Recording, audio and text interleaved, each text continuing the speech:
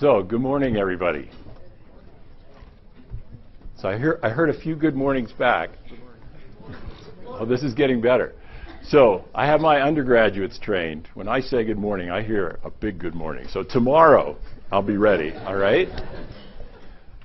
Okay, so in my first lecture, I gave you sort of an overview of dynamics, thermodynamics, and structure, mainly in molecular glass formers with some examples from some other materials. I put this up because I thought some of you might look at it before we started. Just, like what does it mean to have a viscosity of a certain number? We're talking about becoming, for say a metallic glass or a molecular glass at high temperature starting here, becoming a glass about here. So you can see some common materials up at the top just to give you a feel for what those mean. Yes? Where does food end? Well, so I don't know if you know, do you consider Jolly Ranchers to be food? So Jolly Ranchers are a glass of sucrose and corn syrup. Okay, they are below the glass transition temperature. Okay, yeah, okay, or at least close. I actually don't know what the glass transition temperature is, but it should be quite close to room temperature. And actually, if you've ever had Jolly Ranchers in your pocket for a long time and they become a little gritty, okay, that's crystallization. That's the sucrose crystallizing out of the, Lifesavers do the same thing, crystallizing out of the glass and leaving behind the less viscous corn syrup, which is sort of the sticky part of what's left over. Okay, so this was just to sort of get you thinking. I didn't have any further comments about this. What's that? What is pitch? Tar. The stuff, asphalt. I think it's stuff that comes. It's certain oil deposits. I'm not exactly sure, but there's this famous experiment, the pitch experiment. You can find if you search Google for pitch drop experiment, you'll find a webcam in Australia that has that funnel of pitch in it, and I think once a year there's a drop that comes out of the funnel. Once every 10 years, and they'll probably even let you go back in time and watch it happen. But if you're bored some other time, you can watch it not drop. Okay, so this is a slightly modified version of my overall outline. The things in top of in blue are the what we did last time. The things in red are what I want to do today. And then this is what I'll leave for the third lecture.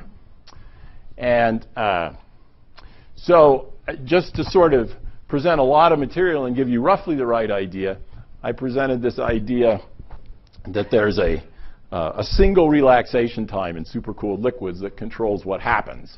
Okay, and so and then I told you one thing that didn't really fit that, and that was that translational diffusion doesn't have the right temperature dependence for that to be true. And so we're going to sort of keep pulling at that thread a little bit today. And that will be this discussion of heterogeneous dynamics in supercooled liquids, which was really a breakdown of this idea that there's a single relaxation time that controls everything. Then, continuing on the material science theme, we'll now switch to thinking about the materials here, which are the glasses, and what properties they have. And in particular, again, material scientists, how do you get from one thing to another? We'll look at the transformation kinetics. So if you have a glass, it's trying to become a supercooled liquid. How does it do that? How long does it take? Okay. I guess one other detail. I made the VTF equation more complicated than it needed to be on day one, so that's a better form. Okay, so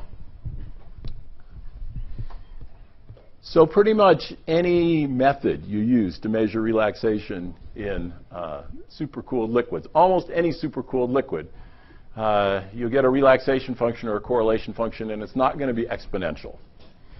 And often these correlation functions are empirically described by the KWW, Kohlrausch-Williams-Watts form, or a stretched exponential equation. And so that's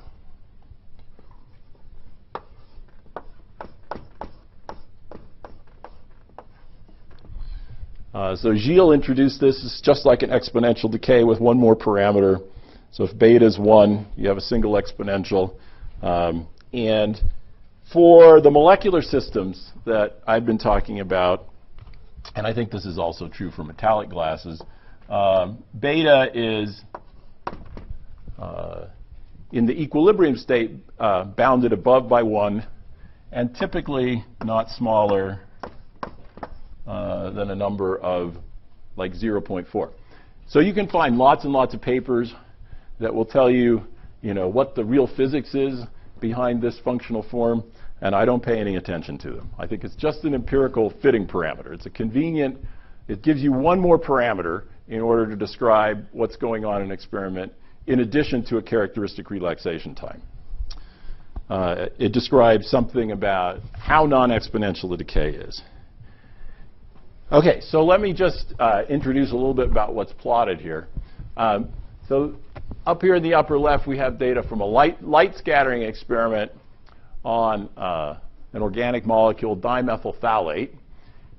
And it's a combination of different experimental techniques, which I won't describe. They all measure basically the same observable, which comes down to a collective measure of reorientation of the molecules. And the great thing about this plot is we have 17 orders of magnitude in time, logarithmic scale. Really cool that you can do that for one system. And of course, what's changing across that is the temperature. So this is the data that you get at high temperature, and here's the data that you get upon approaching TG. And probably TG roughly corresponds to where that curve on the far right is. And so if we say, well, let's pick a characteristic relaxation time off of these curves, we go over to the 1 over e point. We go from 10 to the minus 11 to 10 to the plus 2. So that's 13 orders of magnitude of slowdown in the supercooled liquid regime. So what's shown with the dotted lines there are fits to this stretched exponential function. And I don't recall exactly what the beta is, but it's less than 1. And it's actually changing across that temperature window. It's getting smaller as we go down in temperature. So what I show in the lower left here is a compilation of data from an article by Ranko Richert, which shows how beta changes, not with temperature, but with the logarithm of the alpha relaxation time. Okay, and so when the alpha relaxation time is 10 to the minus 10 or 10 to the minus 12, okay, then we have a high temperature liquid. Okay, so this is the high temperature end of the plot, and this is the low temperature end where this axis would be about TG. And so we can note a couple of things about these systems. Maybe the most important thing is that beta has a tendency to decrease as the temperature decreases. So, again, there are many papers where people will interpret the details of how that happens. I see different patterns for different liquids when I look at this. So some of the liquids have betas which are constant for quite a wide region and then maybe change just a little bit. Others, like glycerol, a very well-studied system, just tends to sort of drift, become more and more exponential as you go up to higher temperatures. Okay, so this has been known, I mean, not this data precisely, but these ideas, it's not exponential, there's a change in beta with temperature, probably for 40 years.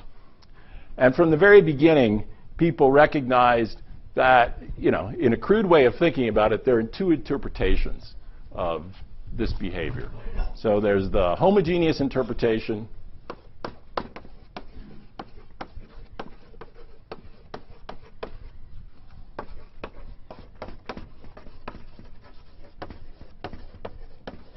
and there's a heterogeneous interpretation. And so this is, again, a plot from Ranko Richert. So the heterogeneous interpretation is that molecules in different parts of the systems are really relaxing at different rates. So what are shown here are little semi-log plots. And the fact that the slopes are different means that this is a region where molecules are really fast, and here's a region where molecules are really slow. They're located in different parts of the system. And of course, if that were true, and then you did a measurement that averaged over the entire system, you would get a non-exponential function. It would look qualitatively like a stretched exponential, or like what's drawn here at the bottom.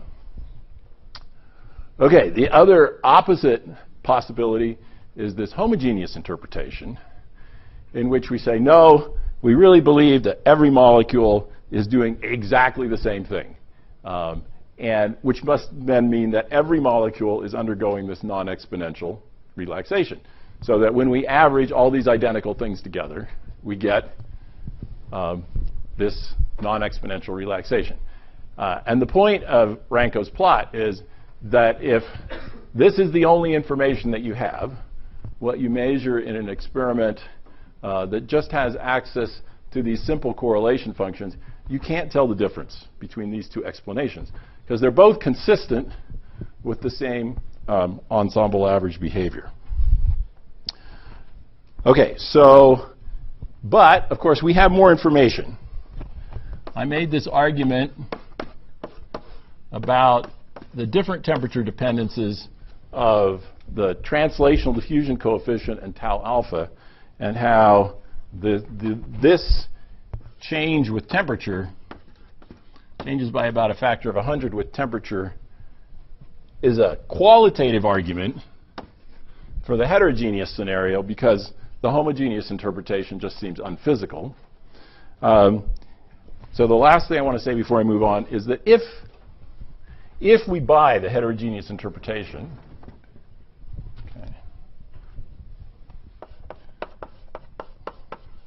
if you buy the extreme version of the heterogeneous interpretation, which is that every bit of that non-exponentiality is due to heterogeneity in the system, then this experiment is directly giving you the distribution of relaxation times in your system. And so the point I wanted to make is that a beta on the order of 0.5 in this interpretation would imply a 2-decade full width half max for a relaxation time distribution.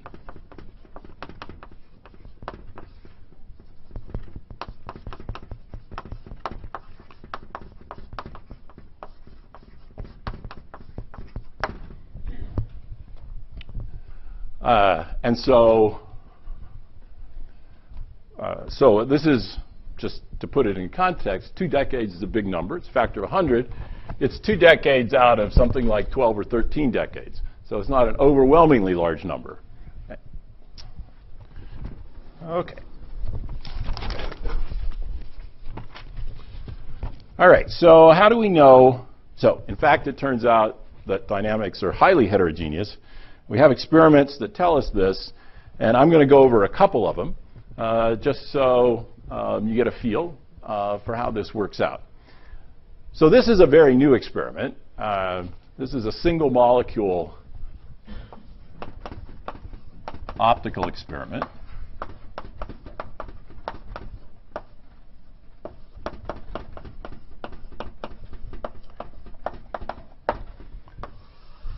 And I pick it mainly because it's really easy to understand what happens in this experiment.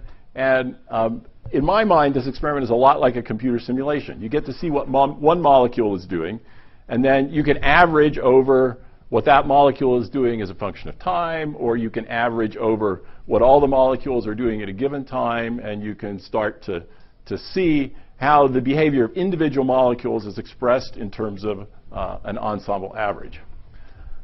Okay, so I'm just going to take a couple minutes to describe how this experiment works, because it's really simple. Well, it's really simple. Laura Kaufman would cringe. She spent 10 years of her life getting it right. She did a great job. Lots of other really bright people got it wrong first. Okay, so that's an important accomplishment. Okay, so the way that you do this experiment, it's a probe experiment. We need a fluorescent probe, and we need very dilute fluorescent probes. Okay, something on the order of 10 to the minus 9 molar. Which, if you're not a chemist, is less than 1 part per billion. Okay? And why do we do this? Because we want to do an optical microscope experiment, and the resolution in an optical microscope is, on the order of 250 nanometers. So our goal is to put the probes so far apart that we see them in the microscope as individual spots. Okay? So we don't have to worry about the resolution issue. So they are going to appear as isolated spots in the microscope.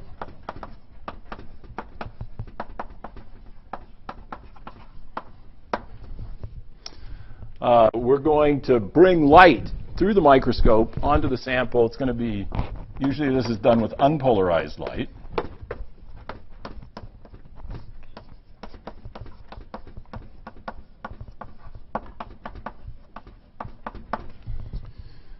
And so I have to just explain to you a little something. I'm not going to draw the real probe structure, but let's imagine that's a probe. Okay? Molecules have transition dipoles that govern how they absorb light when they go to an excited state. Okay? The transition dipole, if this molecule is excited and it emits light, it has to emit light with light that's polarized along the transition dipole, and that's the key concept of this experiment. The other thing is this molecule, it could not absorb light that was this polarization, but it can absorb light with this polarization. It's a cosine squared distribution, or cosine squared probability for exciting. So this is the transition dipole.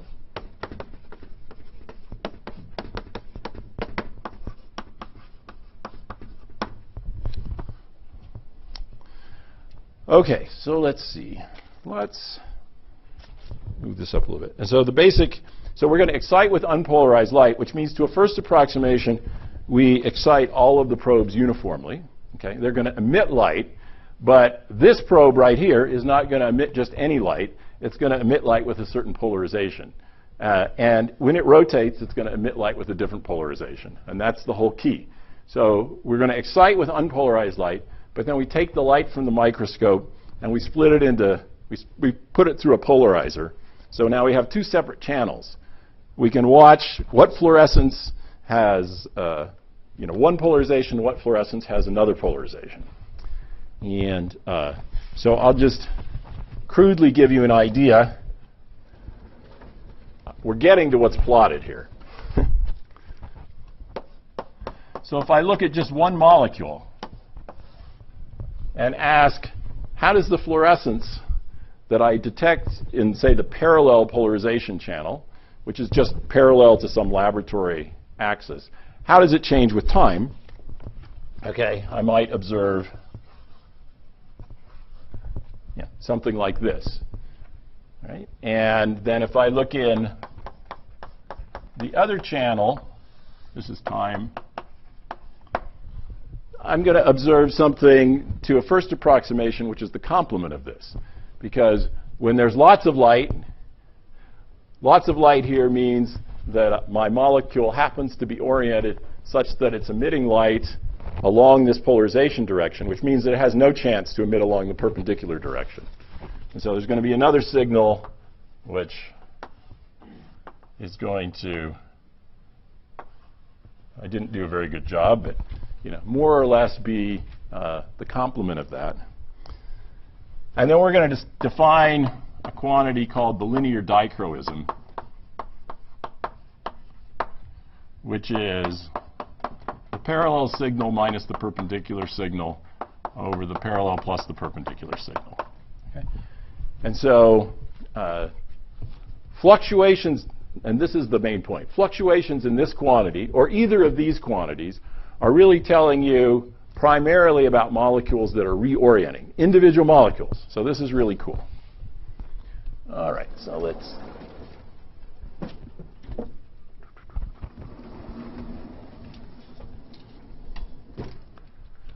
All right, so I think now, so here are just 3 plots of the linear dichroism for experiments. The supercooled liquid is glycerol. This is about at 1.07 Tg, looking at the supercooled liquid. And there's a probe molecule involved in this experiment, which happens to be rubrene, which the only thing you have to know is it's considerably bigger than glycerol. Okay, and so the top channel here, you see the linear dichroisms going up and down a lot. If you zoom in on a little bit, you see, okay, so there's noise in experiments, right? So you have to, there's some criteria to exactly how big a twitch has to be significant. But when it goes all the way from the bottom to the top, down to the bottom, to the top, bottom, top, that's really telling you that the molecule is reorienting over 45, 60, 90 degrees, substantial reorientations. Okay. And so the way Laura's labeled this, that's a fast molecule. See, the fluctuations are going up and down very quickly. Okay. Here's a slow molecule. You see, for this period of time, this molecule is basically stuck in one orientation. Okay. And here's what she calls a heterogeneous molecule, because it was stuck for a really long period of time, but then if you watch a couple hundred seconds later, it's going back and forth like crazy. All right, so this is really exciting as an experimentalist, because this is what we've been trying to figure out for a really long time. What are individual molecules doing? Yes? What's the alpha relaxation time of this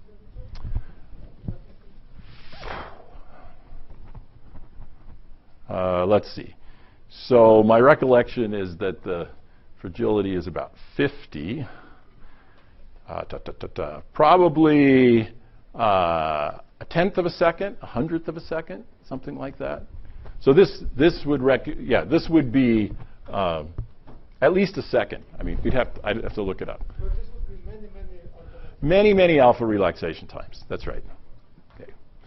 And so, at a qualitative level, I would say, this experiment and others that were done before. I'm not meaning to say this was the definitive experiment. I just like this experiment as a way to illustrate this idea that the dynamics are heterogeneous.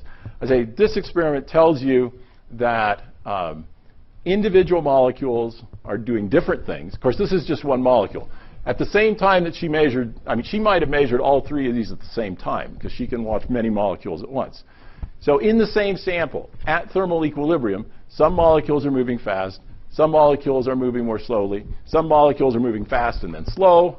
Okay, so the dynamics are highly heterogeneous. Yes?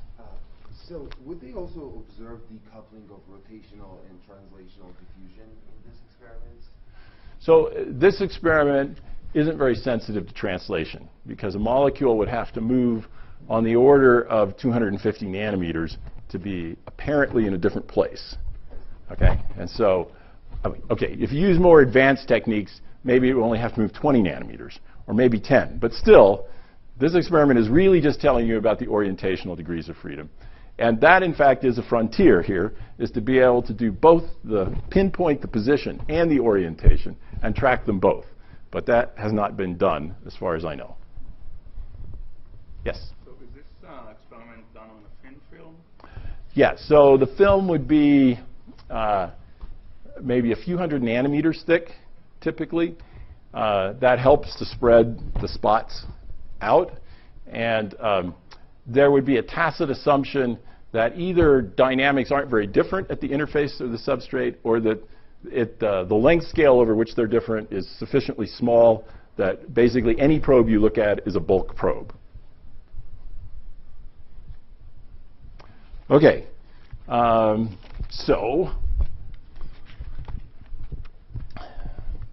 So it was hard to get these, I mean, I watched this process unfold over 10 years, so I know it was hard to get the experiments to work right.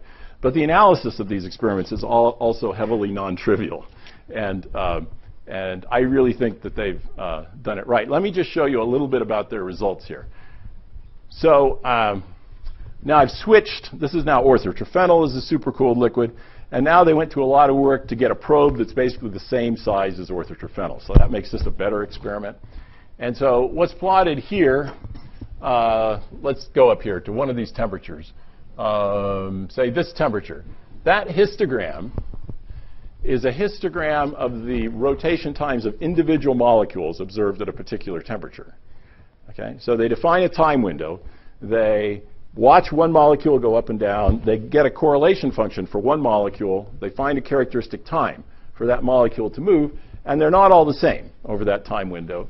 And of course, what time window you pick is going to be important. And they spent a lot of time working on this. But you can see that not all the molecules are the same. And for this particular way of analyzing the data, there's on the order of half a decade, maybe approaching a decade of breadth in terms of how different the dynamics are for different molecules in the same sample at the same time in thermal equilibrium. You know, so this is really a cool result. So then there's lots of questions. So you can't ask questions about translational diffusion really with this experiment.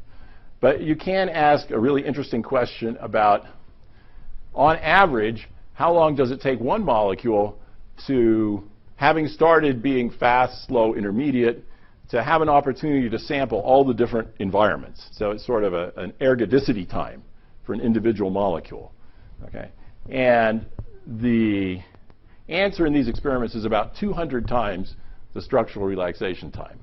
So I think that's an interesting number. For some people, a surprisingly long number. Okay, so I told you about these experiments because I think they're really visual and easy to understand. I now want to spend 3 minutes telling you about the experiments that I think were actually much more influential for the field because they happened about 20 years earlier in terms of establishing that the dynamics are heterogeneous. And these were these multidimensional NMR experiments that were done largely in the lab of Hans Spiess in Germany.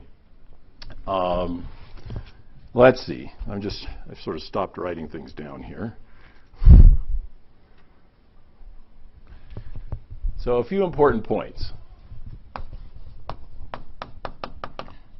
These are solid-state NMR experiments.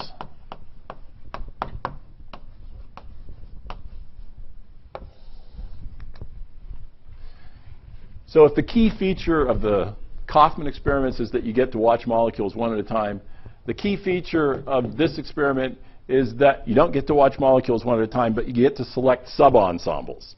So rather than looking at the entire ensemble, you can, using NMR tricks, you can pick molecules that, for example, are, for some period of time, unusually slow. Okay? And then you can ask, what happens to those molecules later? So the key feature here is that you get to select a sub-ensemble.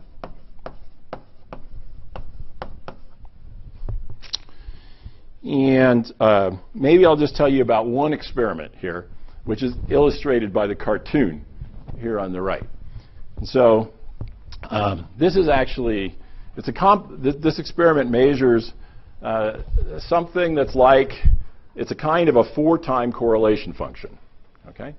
And so what I've tried to sketch there are regions of the sample that might have different dynamics. And so the NMR experiment manages to select molecules that are unusually slow. And it takes 2 times to do that, because at the first time you figure out what a molecule's orientation is, and at the second time you see if it's changed. Okay? If it's changed a lot, you discard that one. That's a fast one. You only keep the ones that at a later time have basically the same orientation. And so now the experiment doesn't label them blue, but I'm labeling them blue just so you can see what the idea is of the experiment. Okay, so then there's now another time period. And in this time period, you allow spin diffusion to occur. That basically takes the the spin polarization, which is only in the blue regions there, and allows it to diffuse out in space. Okay? And you know by other experiments what the spin diffusion coefficient is. And so the spin polarization that was there over some period of time later has now had a chance to spread out over a greater region of space. And now you ask again, are the molecules which have spin polarization, are they still slow? Okay? And if you pick the time short, they are. Okay? Because you picked a slow subensemble and they haven't had a chance to go anywhere, and so they're still slow. If you make the time long, the spin polarization has spread out over many parts of the sample, and you find that you're now just seeing average molecules. Okay? And so by choosing the times and the temperatures cleverly, you can, by this experiment, figure out how far you have to go away from a slow molecule before you've just gone far enough so that you're not finding slow molecules anymore. You're finding random molecules. And that's a kind of a length scale in the sample. It's a kind of a heterogeneity length. Let's call it a dynamic heterogeneity length.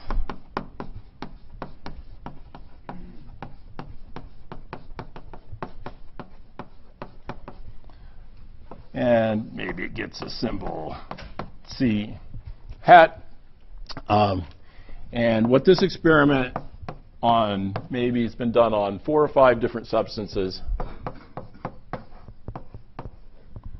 What we learned from these experiments is that at Tg, or just above Tg, in the equilibrium supercooled liquid, the size of these regions is in this range.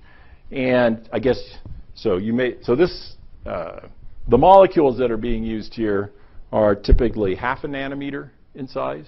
Okay?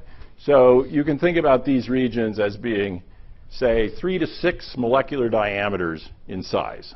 Okay? So for my taste, this is still the most definitive information that we have about how big these regions are.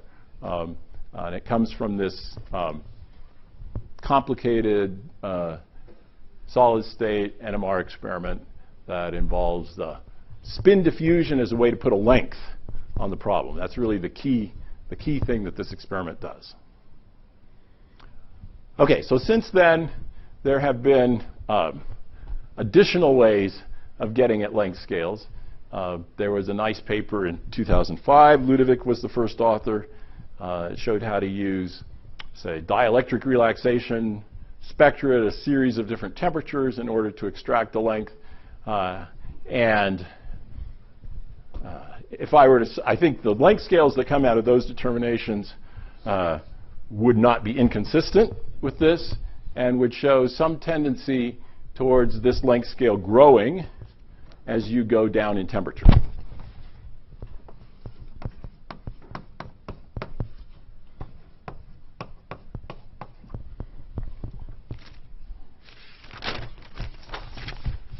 Okay, so I'm ready to leave heterogeneous dynamics behind, unless there's any questions at this point.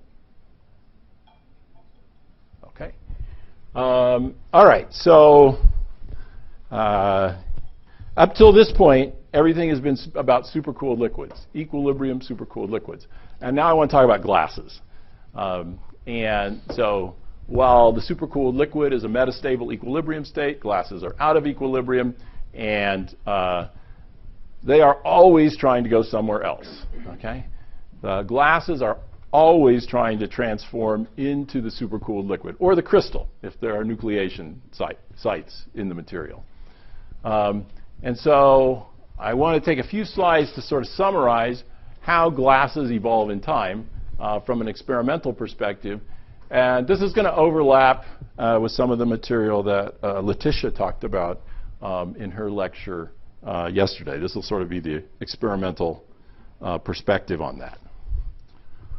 Okay, so transformation kinetics.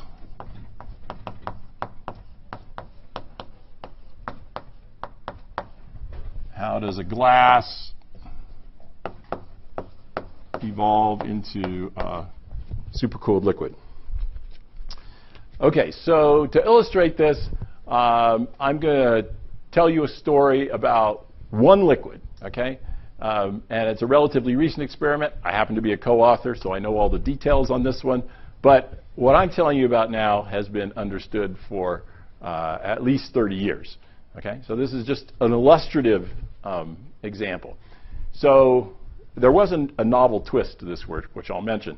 So first of all, the system that we're studying is a metallic glass. It's a 5-component metallic glass. The composition is given there. Maybe I'll write a few things down about the experiment. So it's a metallic glass. The TG is indicated here, about 440 Kelvin. So the novel thing about this experiment is it's just a calorimetry experiment, but it's a nanocalorimetry experiment. So you use a very small calorimeter that's capable of extremely fast heating and cooling. And that just makes it really easy to see the features in the data. And so this particular sample that's shown here, I said milligrams, nanograms. About 250 nanograms of material is being used in these measurements. And the glass, so we start above the melting point, we cool into the glassy state. The glass is formed at 10,000 Kelvin per second. Okay? So the calorimeter can cool quickly, it can heat quickly. This just shows you the temperature profile of the experiments I'm going to describe. So we start above the melting point, we cool very quickly down below TG, now we have a glass. And the experiment we're going to do is an isothermal aging experiment. We're going to hold the sample for some period of time at the aging temperature, which is denoted here. Then just for convenience, experimental convenience, we cool back down to a low temperature. We ramp the sample quickly, and we measure the heat capacity during that response. And then we cool it back down, and we're ready to start the experiment again. Okay? So many experiments like this have been done. The cool thing about this experiment is that for the shortest experiments that we do, this whole experiment takes about a second. Okay? Because you can heat it, you can cool it, you can age for 10 milliseconds if you want. You can see what effect 10 milliseconds had on the data, and then you can go back quickly and do it for 20 milliseconds, 50 milliseconds. You can collect a lot of data in a hurry. All right, so how do you think about what's going on in this experiment? Well, yesterday I showed you this plot. So what I want you to conceptually do is just erase volume here and write enthalpy. Okay? So I want you to think about H versus T.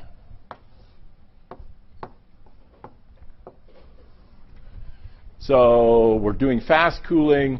We're going to come from the supercooled liquid. We're going to form a glass. We're going to go to some temperature. We're going to hold it for some period of time. Okay? And what does it want to do? It wants to go to equilibrium at that temperature, which is the supercooled liquid. So we're going to watch the sample go down this line. And we're going to see how does the enthalpy evolve in 10 milliseconds, in 100 milliseconds, in a second, etc. All right, so let's look at the data in this panel. Let's just pick the blue points, which is when the aging temperature happened to be 388 Kelvin.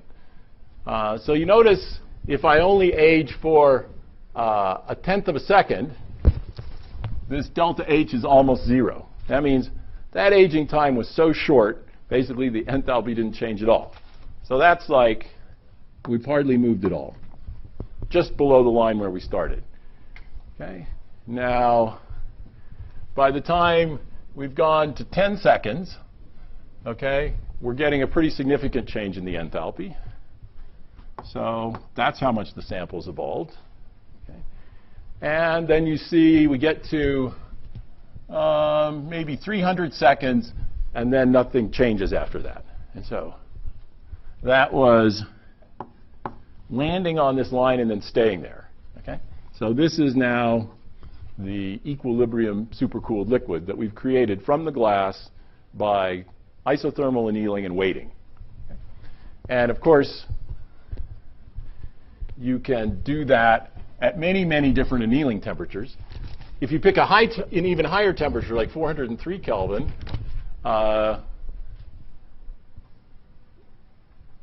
you don't get as big a drop.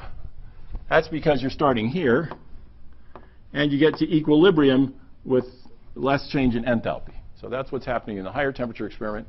And then if you go to the opposite extreme and you pick a low temperature, there's no plateau. Okay? So that sample didn't get to equilibrium. So for the lowest temperature, we started here, we got this far, and then we ran out of time. We didn't get all the way to the supercooled liquid. Yes? Hadn't you told us yesterday that you call it TG when the relaxation time is about 100 seconds? But here it's taking 100 seconds to relax, and you're all the way down at 400. I said that was the conventional TG. Go back and play the tape.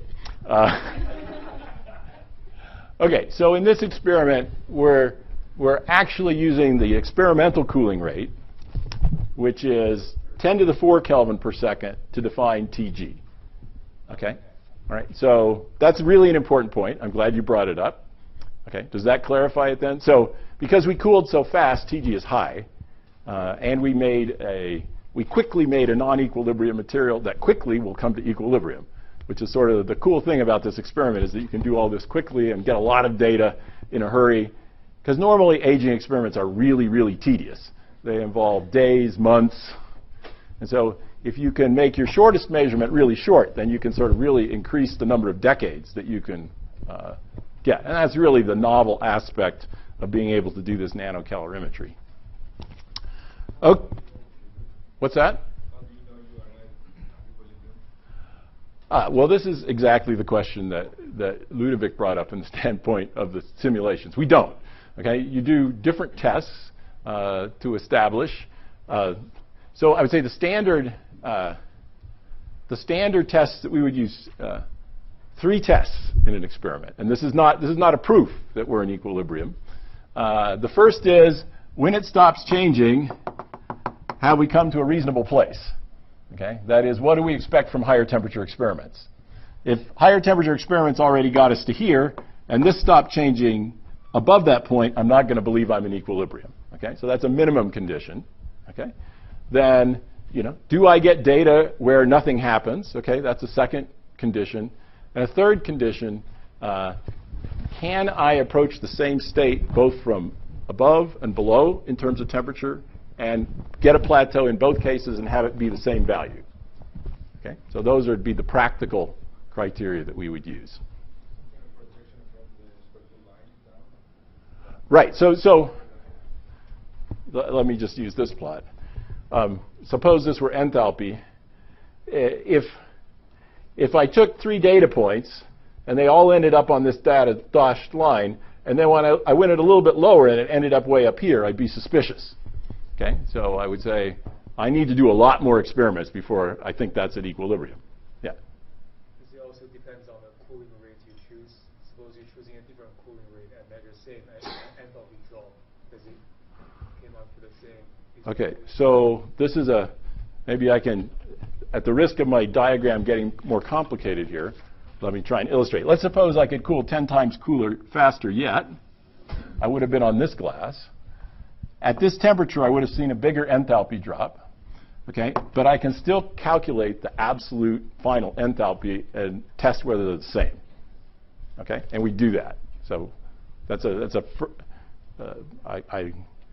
another thing that works out. So, yeah. So that's a glass transforming itself into a supercooled liquid as far as static property is concerned. Mm-hmm. Do you know, or do people know, what happens with the dynamics? We're going to get to that. Not for this particular sample, but yes, that's a very important point, and I really want to cover that today. Excellent. Okay, so the last point I want to make has to do with this plot down here. And this will illustrate the kinetic stability of the samples that are formed after annealing.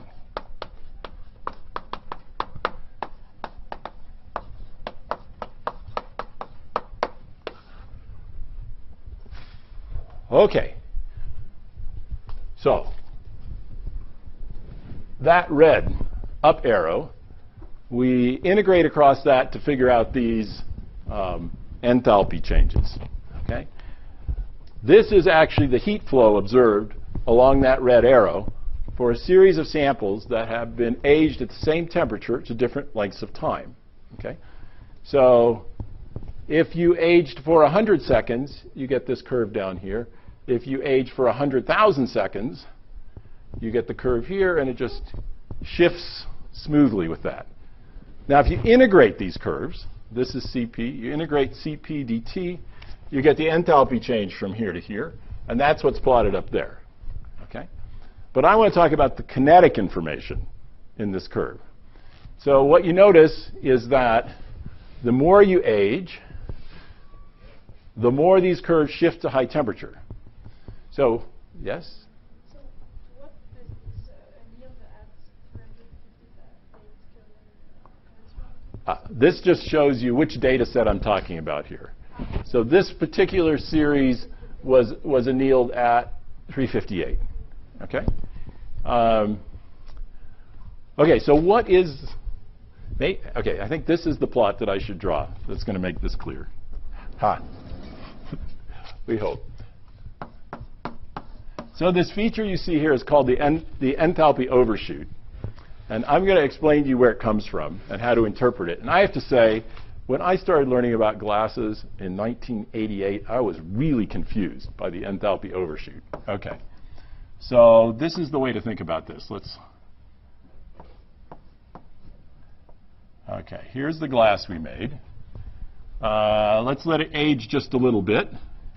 Okay. So as the glass ages, goes lower in the landscape, it finds itself in a place where the barriers are bigger. It's a little bit harder now for that thing to become a liquid when you heat it up. So that means that when I heat up, it doesn't turn into a liquid here. It goes a little further, and then it turns into a liquid. Okay? Now, if you take that curve right there and you differentiate it, you get that. Okay? And if I age a lot further, I end up down here. And now when I heat it up, I go up along this glass line. Okay? But now I've dropped quite a bit in the landscape. My relaxation times are getting a lot longer. And so I have to go to higher temperatures in order to turn the glass into a supercooled liquid. This is the transformation process that we're looking at. And so I shouldn't have drawn this one as steep as I did. I should have drawn it more curved. So then you can see this is at low annealing times, this is going to be more spread out. And at long annealing times, it's going to be sharper with a bigger overall change because I have more enthalpy to make up here than I did here. Okay? So hopefully that's clear. So what you see qualitatively from this data is when do we start making this transition? When do we start turning from a glass to a liquid? It's where these curves start to bend up. And as we age, the temperature where that starts is moving up. That means we're making materials of higher kinetic stability because you have to go to higher temperatures to dislodge them from their solid packing and turn them into a liquid.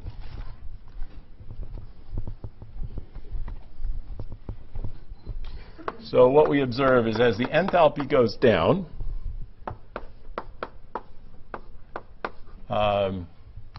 apparently the activation energy goes up because it's taking us longer. We have to go to higher temperatures in order to escape the minima where the sample is trapped.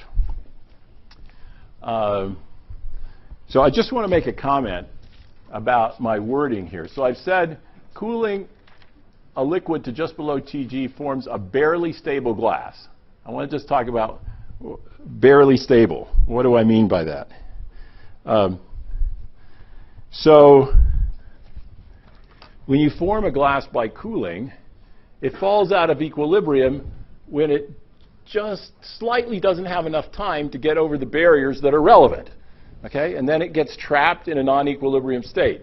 Now, if you stop that experiment at 95% of that TG, and you wait for a long time, it's going to be really easy to get over those barriers because the sample was just barely trapped as it was cooled, and it's going to be easy to escape. Okay? And on the other hand, the longer you wait, the bigger the barriers get, and the harder it gets to escape the packing of the glass because this activation energy is going up. Okay, so there was a lot of detail there, but I hope that that makes sense. Yes? When you're at 358K, how long does it take if you're doing the enthalpy measurement for it to reach equilibrium? So we go here. We say 358 is this curve, and yeah, slightly longer than 10 to the 5th seconds. We didn't quite get there, I would say. So, right, so if we had, so what would have been nice for illustrative purposes was to pick an example where we got there, and then you would see that the last 3 curves all stacked up right on top of each other, and they stopped changing. Yes, and that does happen. It just doesn't happen in this example. Yeah. Ludovic. How much can you change the onset temperature from the initial? 10%? So here we change it by maybe 5%. Okay. And but I would say I'm not sure that's the best metric for kinetic stability because this is a quite strong system, and I think that has a big influence on that. Strong in the fragility, strong versus fragile sense. Okay. Okay. Good. I'm just curious, how does this melting point shifting with respect to the waiting time? Is it Was it a power law or what? Actually, we're gonna get really close to that question in a couple slides. Okay. It shifts. This is not the best experiment to answer that question. Let me just say that. Okay. So Jegash asked, how does the structural relaxation time of a glass change during aging? I think that's what your question was. And so there's some, you can get at this from a couple of different experiments. I'm going to start with the most molecular one, which is this work by Lunkenheimer and Leudel. So let me just describe what's plotted here. This is a dielectric relaxation experiment, and the system is glycerol. So the black curves are equilibrium data. Okay? So I probably went over this too fast the other day, but the way you should interpret this, here at this highest temperature, there's a peak at 10 to the 2 hertz. Okay? That's telling you about the characteristic relaxation time of the molecules. If you want to think about in terms of time instead of frequency, you'd multiply by 2 pi and invert it. So something on the order of a millisecond here. Okay? We cool down another 18 degrees. We've shifted this dielectric relaxation time, which is basically the alpha relaxation time or the structural relaxation time. We've shifted it 2.5 decades to low temperatures. We cool down another 10 degrees. We've shifted it another 1.5 decades to low temperatures. This is all at equilibrium. Okay? And now, at 185, we are right here. Okay, we're sitting on the equilibrium line. And now we're going to quickly drop the temperature to 179. Okay, we're going to make a 6-degree drop. Okay? And because the sample doesn't have a chance to relax, when we drop that 6 degrees, we're not going to move along this equilibrium curve. We're going to move along some non-equilibrium curve for the relaxation time. Okay? And how do I know this is right? Well, you can see it here in the data. If you do that temperature jump and you wait 100 seconds and you record the dielectric spectra, you see you get these points here. Okay? And then if you wait 1,000 seconds, they shift over a little bit. Okay? So the relaxation time is slowing as you wait. If you wait 10,000 seconds, it shifts a little bit more. And finally, when you wait 10 to the 6.5 seconds, which is, I don't know, almost a month, it's reached equilibrium. Okay? And now you're recording the equilibrium. And so this shift, this says that as you age, the molecules are moving slower and slower and slower. Okay? At this point, this is just a qualitative statement. Okay? But that's what I'm illustrating here. We do a temperature jump into the non-equilibrium state, and there's some relaxation time. I haven't told you yet how to get it. But we know from that data that as we wait, that relaxation time is going to get longer and longer. Eventually, it's going to hit the equilibrium line, and then it's going to stop changing. Okay? And this experiment can tell us how long it takes at that temperature. It's labeled here. OK, so from some other experiments, we actually have some rough information about the slope of that line. Okay? And this is what seems to be true, and it's a very reasonable result. It says that if you take this and you extrapolate on this 1/t plot to infinite temperature, the intersection point is about 10 to the minus 12 seconds. Okay? And the physical picture that's consistent with that is that this is a line of frozen structure. Okay? And whatever the molecules have to do, there's some barrier they have to cross, and that barrier is the same whether I cooled it to here or to here. So this really should be an Arrhenius process, and it really should extrapolate back to a reasonable pre-exponential factor.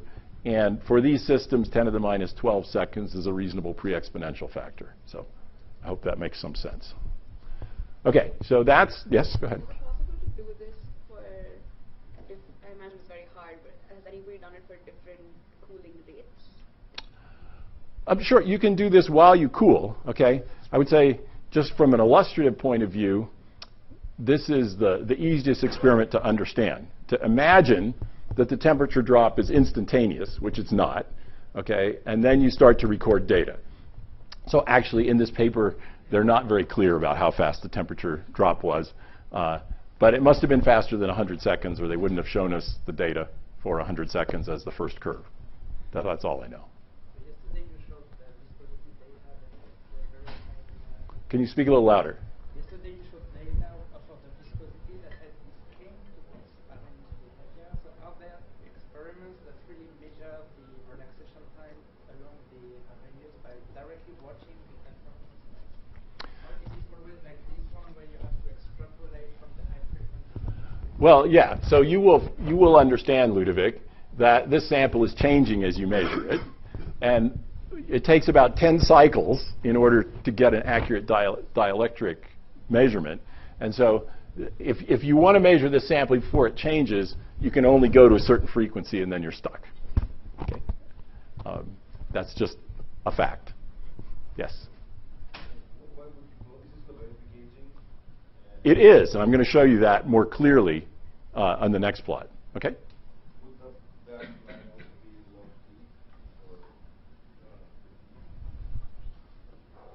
So yeah, basically, how this time, well, I would say the log time, the logarithm of the structural relaxation time is slowing down as the logarithm of the aging time. I'll show you that in a moment. Okay. Yeah. So it's standard aging behavior, at least in this field. I don't know, maybe standard aging behavior means something different to other people. Okay. So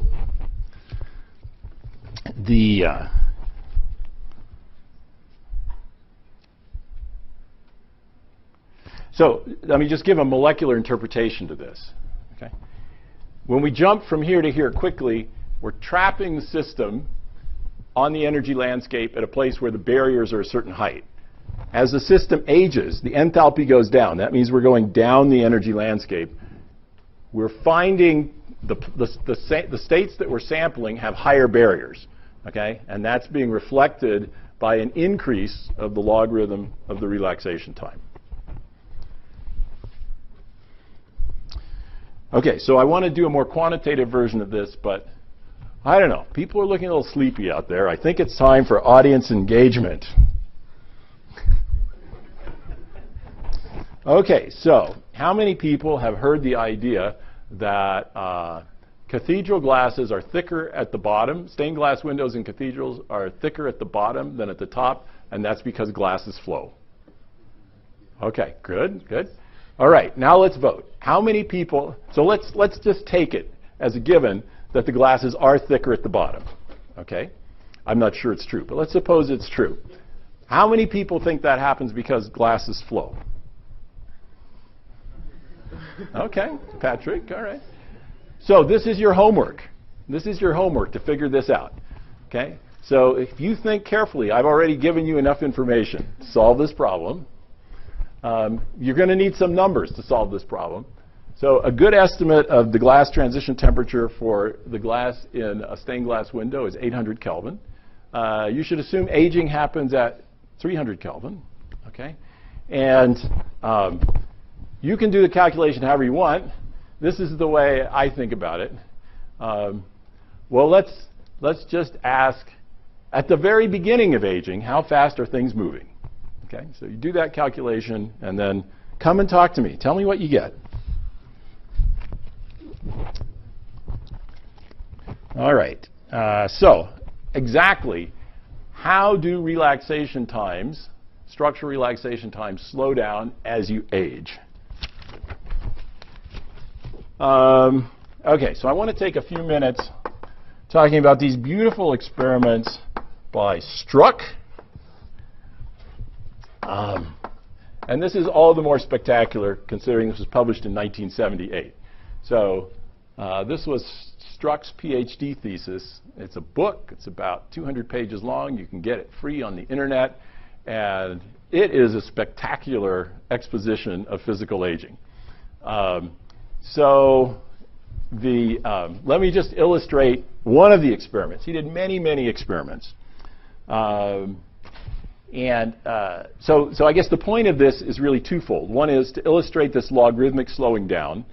And then I want to ask the question, well, let's suppose we're really interested in states that are in equilibrium near TK. Couldn't we just isothermally age until we got there? Okay, so let's try and figure out how long it would take to isothermally age to reach states that are really low in the potential energy landscape. And this experiment contains at least good data with which we can extrapolate. Okay, so Struck worked for a polymer company. So almost all the experiments are on polymers, but I don't think that's such an important detail. This particular experiment was polyvinyl chloride. He studied aging at 40 degrees below TG. And the book also has these spectacular illustrations. I hope you can read them. So this defines the temperature profile. You take the sample well above TG for 20 minutes. You cool it quickly to an aging temperature, and then you hold it isothermally. You wait for some period of time, and then he's using a mechanical test to see what's the impact of that waiting time. And so he's doing a linear creep experiment.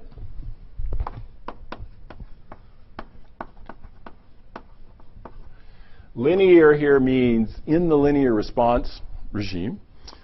The way this experiment works is you impose a small stress,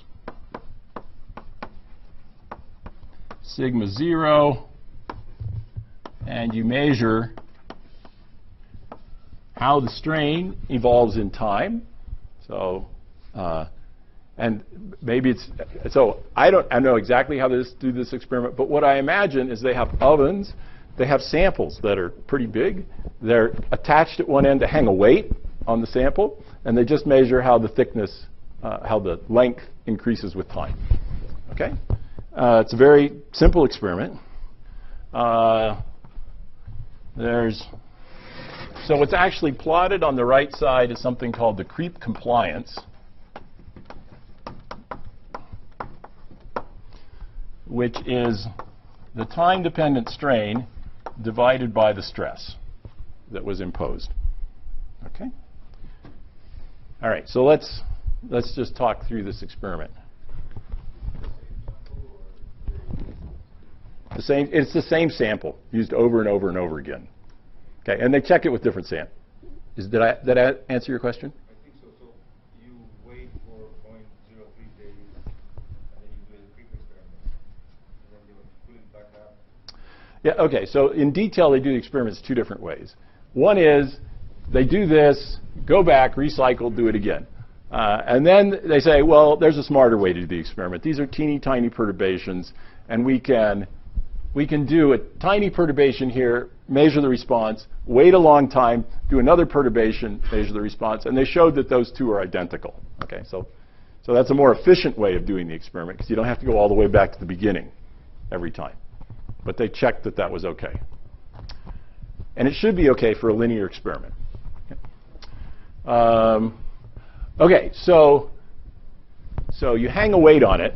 There's an instantaneous deformation because it acts like an elastic solid at short times.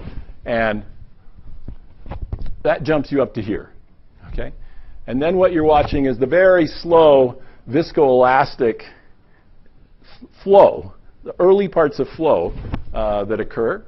Okay? And of course, the length of the sample is increasing, so these curves are going up. And this is 0.03 days. Here's 1 day.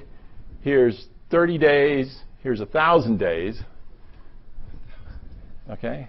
Yeah, and then they took this sample that had been 1,000 days. They went all the way back to the beginning.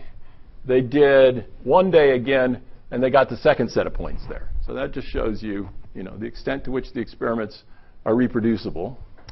Okay, and then the other thing that's shown is that you can take all these curves and with a horizontal shift, you can stack them all on top of each other. So this is pretty simple behavior. You're seeing flow retarded to a greater and greater extent as you age longer and longer periods of time.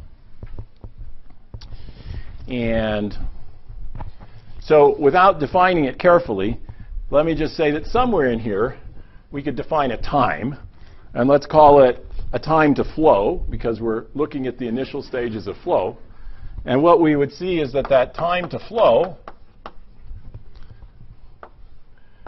goes as the creep time, which is the aging time in Struck's language, to a power mu. Okay? And for this data,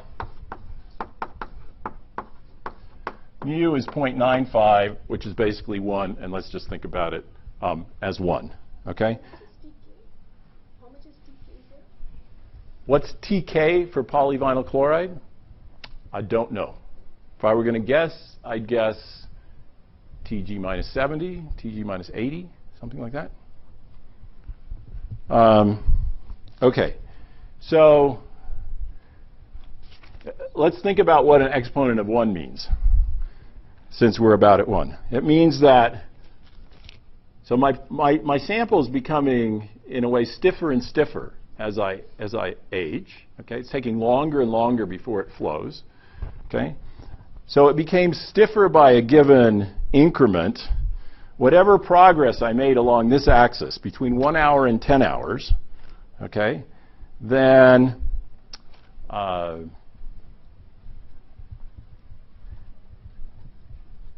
I make the same increment in progress between 10 hours and 100 hours. Okay, so that's the essence of the logarithmic aging, is that as you age, things are slowing down. And of course, if you have a simple picture in your mind that there's a molecular relaxation process which is getting slower and slower, and it controls the rate of both aging and of this response, then this is the answer that you should expect. So this is actually a pretty simple scenario. And so the implication of this is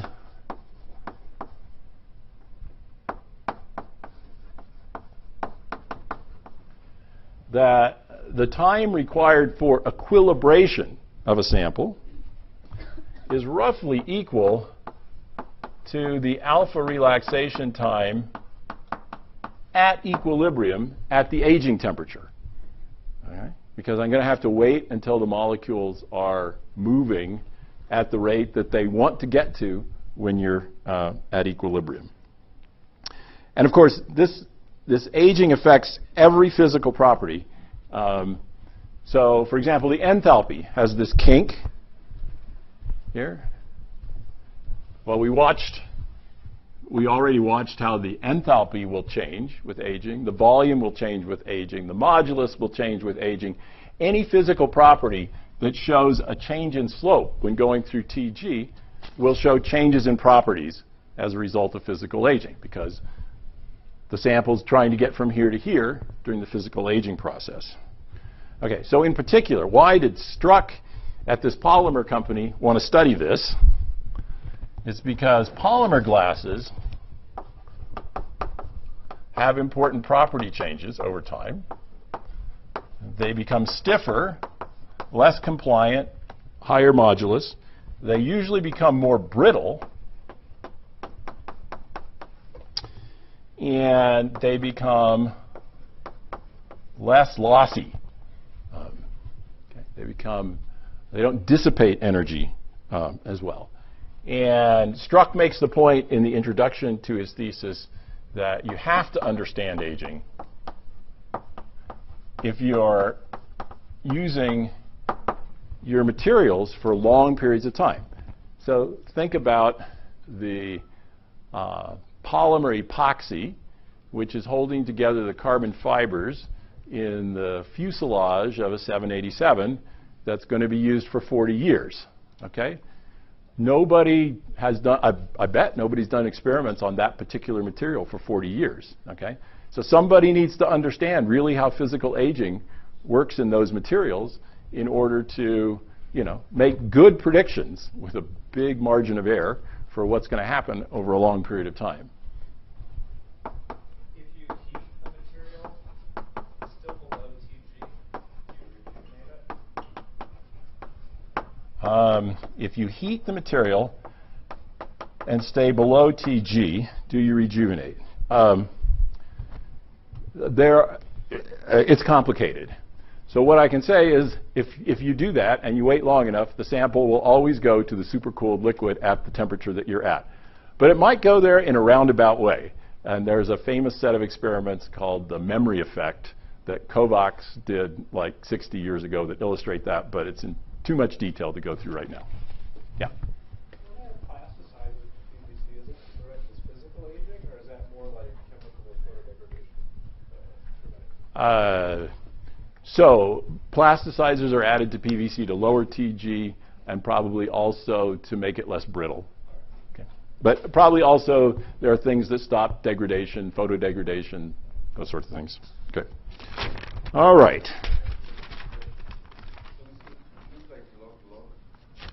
This is, I'm sorry, this is a log plot. This is a, yes, also log. Yes.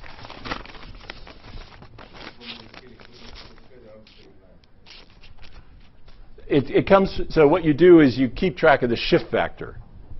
And you say, how much do I have to shift my, this curve, by how many decades do I have to shift this curve to get it to there, this curve to there? I mean, the plot is like the next plot in Struck's book. I just didn't include it.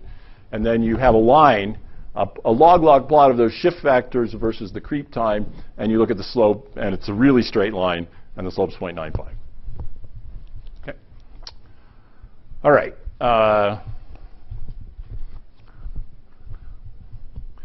Okay. And so just to get back, so the question that's posed at the top is, how long, if we were going to try and isothermally age a molecular glass or a polymer glass to reach equilibrium at a temperature well below TG, say close to TK, and we hope to get all the way to equilibrium, how long would we have to wait? And the answer is, well, whatever the equilibrium alpha relaxation time at that temperature would be a good guess of how long you'd have to wait to reach equilibrium. So of course, if it's following a VTF extrapolation, you're going to have to wait 10 to the 15 seconds, 10 to the 20 seconds, could be a really long time. Okay, I just need to take stock here and see what I can do in 15 minutes. All right, I have 5 minutes per slide. Good. Let's.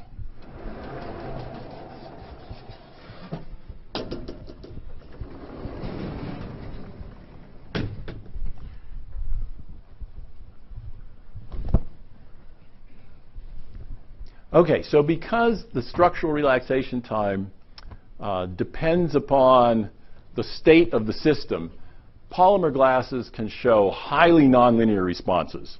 Okay, and I just want to illustrate what that means here. And so let me show here what the experiment is that I have in mind. And I put this asymmetry of approach experiment. There's like 3 or 4 classic aging experiments for polymers, and this is one of them. And it's called the asymmetry of approach experiment, and you'll see why. And it's all about nonlinearity. So let's imagine that I'm on equilibrium here, and I jump down in temperature, and now I watch my system age to this point. And now I want to compare that experiment to what happens if I start in equilibrium way down here, and I jump up in temperature and watch the approach from the other side. Okay, so this is actually the experiment I mentioned earlier that you would do, one of the tests that you would do to make sure you're at equilibrium.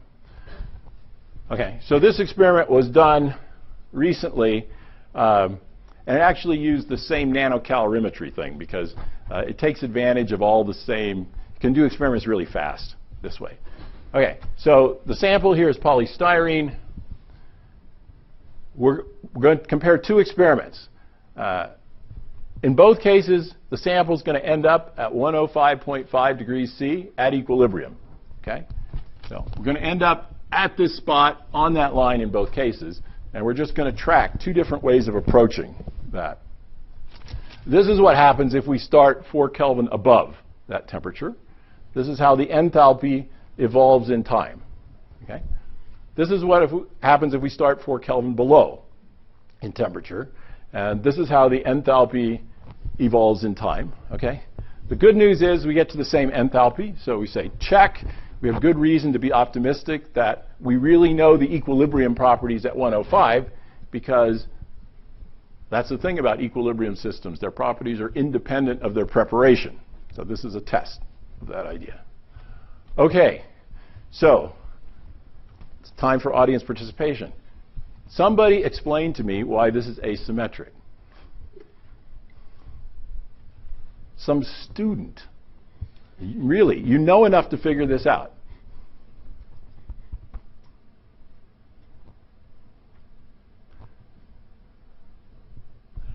Now, go ahead.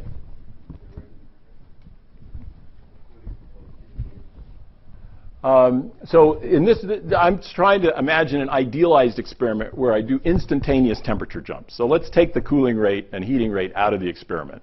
I really don't think the heating and cooling rate, I think it's fast enough that it doesn't influence these results.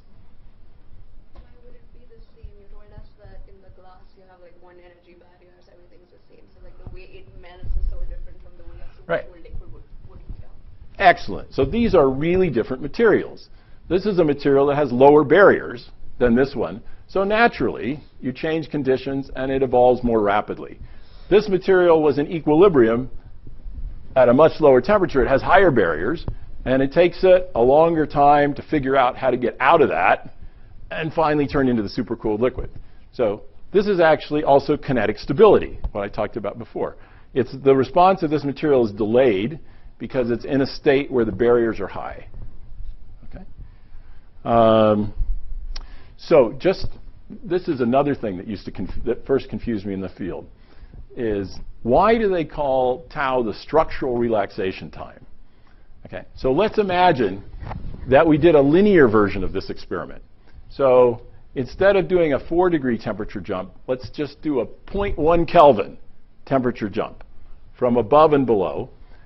Then these 2 curves would be, the temperature difference is so small they would be symmetric. And we would measure a true equilibration time. Okay? And if we make delta t small enough, it would be a linear response experiment. And it would be the time required for the system to recover the equilibrium structure at the new temperature. So that would be a structural recovery time. Okay? And so just empirically,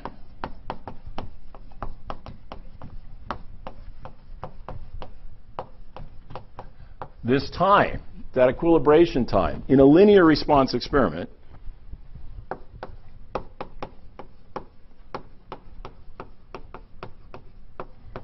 is basically the same as the time that you measure at equilibrium with dielectric relaxation or with NMR.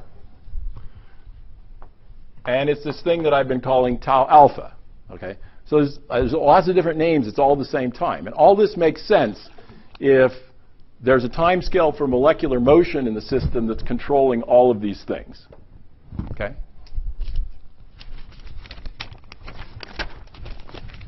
Good. Just 2 more slides.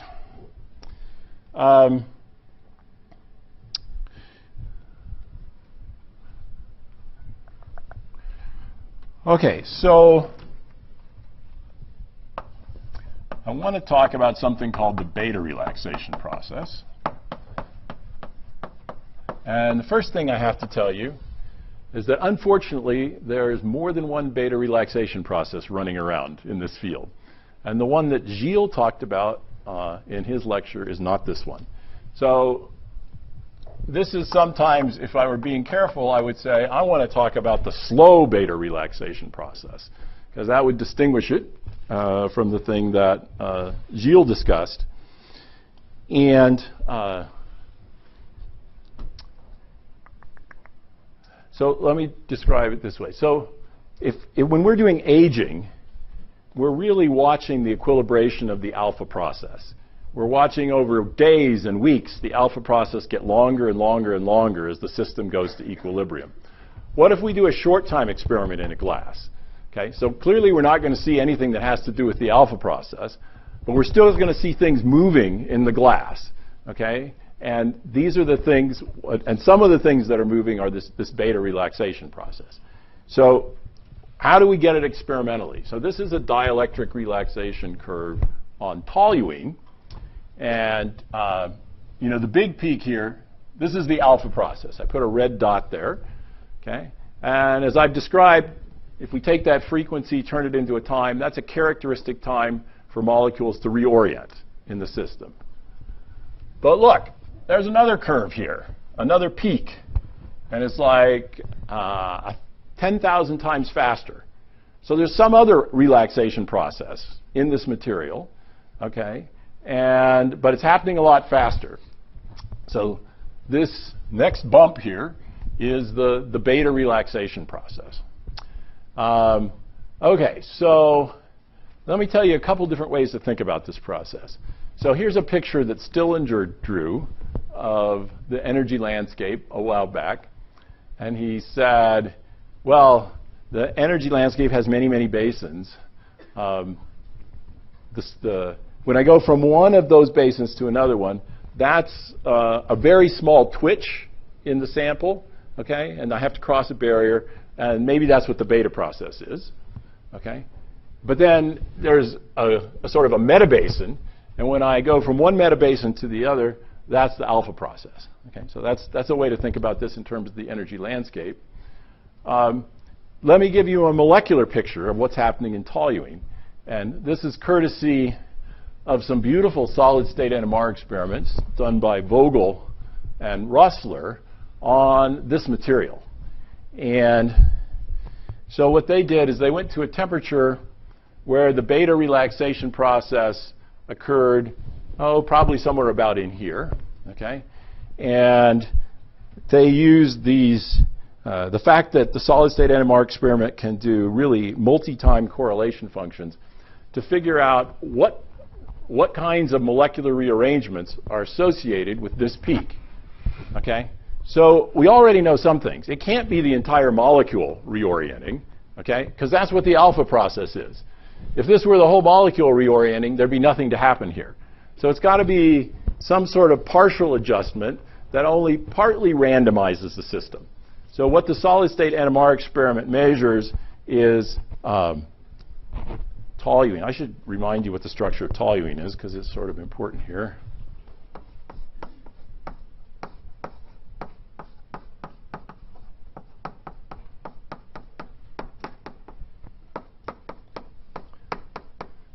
So the solid-state NMR experiment picks some particular vector. Let's suppose it picks this vector. And then it measures, on a time scale of a millisecond, how much has that vector moved in a particular molecule. And this is actually a histogram in degrees of what the beta process means in terms of molecular movement. So for almost all the molecules, it means that some axis in the molecule reoriented by less than 10 degrees. Okay, so it's a partial reorientation. Okay. Of course, it also probably has interesting translational components, but those aren't observed in this experiment. And then there's a smaller fraction of the molecules that actually undergo considerably bigger jumps. Okay? So that's really cool, that even though you might think my glass is dead because I'm below TG and I haven't waited long enough for it to age, there's still stuff going on in my glass. And it's these partial reorientation processes. Okay? And for, there's just a handful of systems where we have this level of characterization. But this is, really great insight that we have for toluene. And then if you want to think about, the temperature dependence of these processes, let's just look at toluene, which is here. So this is log tau versus 1 over T. This is the alpha process, super Arrhenius. It's quite fragile system, okay? And these lines here show you the beta process. And so, TG is about right here. So to a first approximation, the beta process is something you see in the glass. Okay, it's when you've made the alpha process so slow that it's sort of moved out of your window of observation, but there's still twitches going on in your system. And this is an example of that. Okay, Ludovic.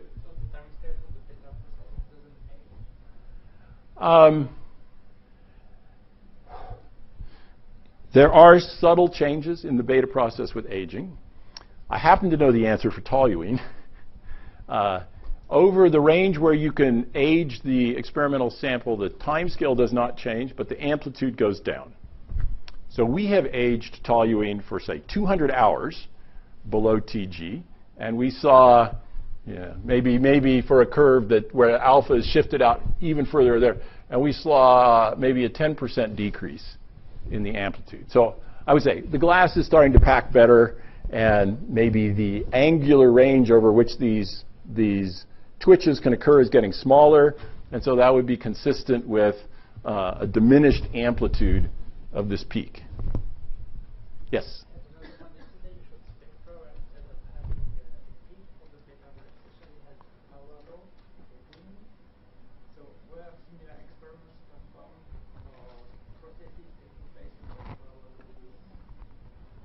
I'm not sure.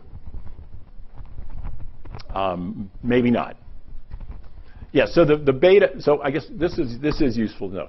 So in molecular and polymer glasses, the beta process is ubiquitous. Okay, I won't say it's universal.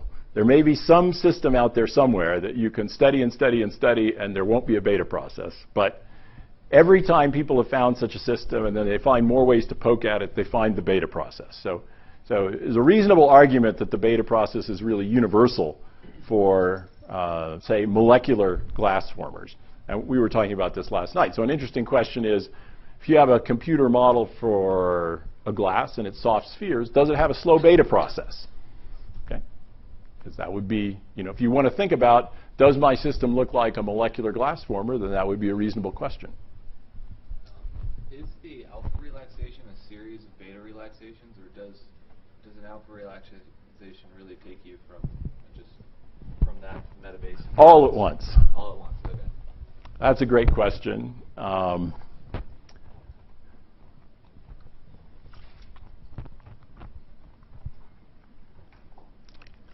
I would really have to carefully consider all the experiments that have been done. My intuition is that it's not an all-at-once thing.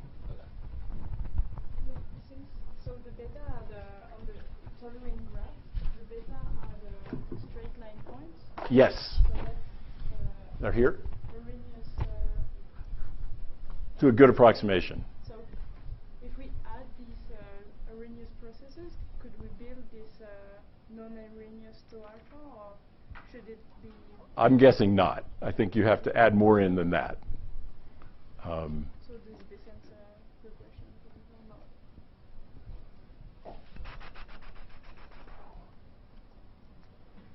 not? It doesn't answer it for me. It's a nice way to try and make that connection, though. Okay.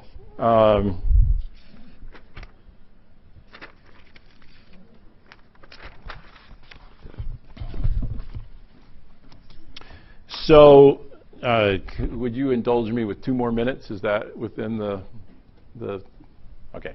So I had one more slide I wanted to cover. Let me motivate it this way. So you've gone below TG. You know that things can age. That's the alpha process changing. Let's suppose you go pretty far below TG and you don't wait very long. Then the alpha process is not going to happen, and you can see the beta process. Let's suppose you go even further. Let's suppose you go way down in temperature. So even the beta process is frozen. Is there anything interesting happening in glasses? Okay, and the answer is yes. So glasses have these interesting low temperature anomalous properties.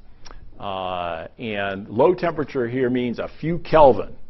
Okay, and I'm not going to, because I'm out of time, I won't spend a lot of time on this, but maybe I'll just mention a few key points.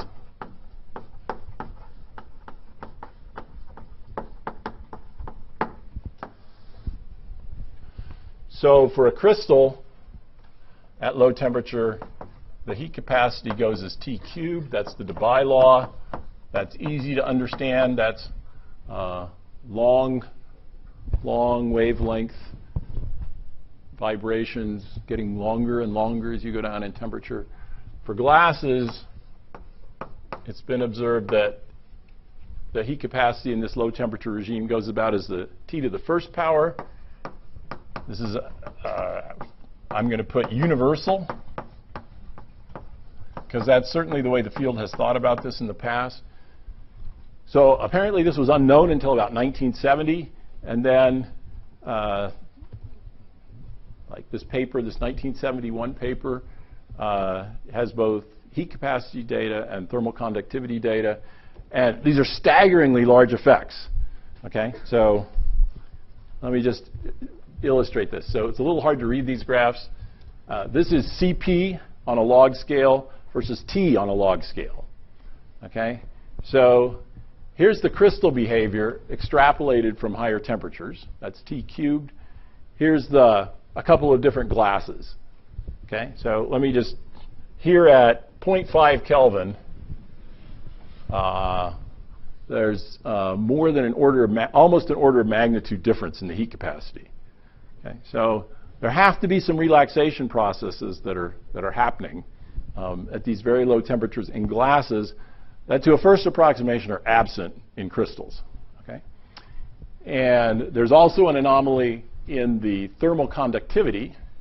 So the top curve here is a crystal. It's a quartz crystal, thermal conductivity. The bottom curve with data is the amorphous version. That's fused silica. Okay, exactly the same chemical composition, just a difference in packing. And here, it's like 4 orders of magnitude difference in thermal conductivity at 2 or 4 Kelvin. So there was tremendous excitement about these observations. These papers are cited thousands of times. And then there was a theory by Anderson, Halperin, and Varma that interpreted these results in terms of quantum tunneling in 2-level systems. Okay? And that paper has been cited almost 3,000 times. Okay? So this, I would say, is the standard model for understanding what's going on here. The hypothesis is that there are these asymmetric double well systems with very low energy barriers that are playing a role. So actually, if you think about what that's saying is, if you go back here, that if you zoom in right there, there's got to be really fine variations in the potential energy landscape. That, I think, is true. I mean, that is what's behind the model. I think there's a lot of people that are unsatisfied with this model. You sort of have to just make up arbitrary things about the distribution of the energies in order to make it fit the data. But there's, I think, for a long time, this has been considered, these low temperature properties. Oh yes, another thing is that they studied like 10 different systems, and they all showed about the same behavior. So apparently, this has been interpreted as being a generic property of the amorphous state, that they have these properties. Okay. So thank you for indulging me a few extra minutes. And if you have any other questions, maybe we can talk on the way to lunch. Okay.